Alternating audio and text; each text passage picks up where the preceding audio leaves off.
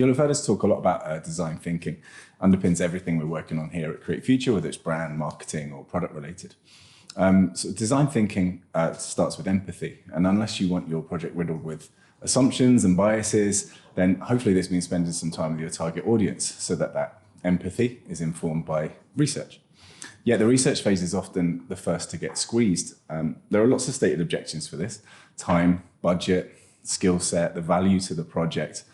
So let's have a look at some of these and see if they're valid. And if not, how you can potentially overcome those for your next and get some research booked in on your next project. So by far the most common, time and money, and we'll lump those together. So research done well saves both. What if the assumptions that you're basing your project on are wrong? Building the wrong thing is extremely costly. And fixing mistakes, again, is a waste of time on the project. A shared understanding of using these can also save a lot of time while you're making decisions through a project. There's nothing more frustrating than managing arguments that are based on personal assumptions when you could all just point back at some good, solid research into user needs. Secondly, we don't have the skill set or the expertise. Well, firstly, you can buy it. I can point you to some great partners and practitioners that we've worked with. If you can't engage specialists for any reason and you want to do it yourself, there are tons of great resources out there, and I'll link to a few below and recommend a few at the end of the video. More important though than the tools or the skill set really is an attitude, the right attitude. You need to go into research with an open mind, not looking for proof of your assumptions. Ideally, you'll be a good communicator and able to look at the results with a critical, analytical eye, essentially not going into it just looking to find the answers that you're hoping to.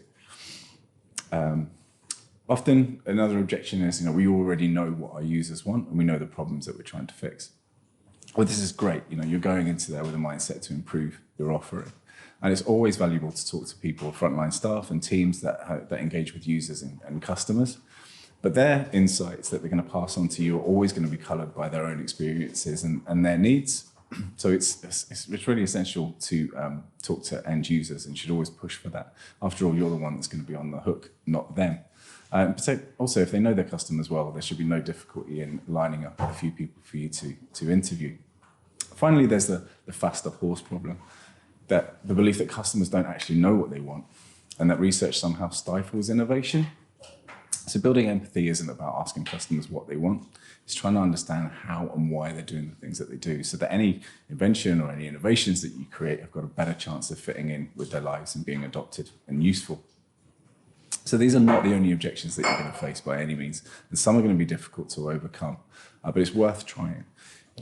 I would always recommend trying to do some research on a project. Start small, do it well, demonstrate the value to the project, and hopefully those attitudes will change over time. So I mentioned a few useful resources. I've drawn heavily on Erica Hall's great Just Enough Research book in preparing for this video. There's also a great chapter in the Sprint book by Jake Knapp on iterative testing and interview techniques. And finally, highly recommended is Think Like a UX Researcher from, I wrote this down, David Travis. As ever, if you have any comments, I would love to hear them, and any feedback, please get in touch.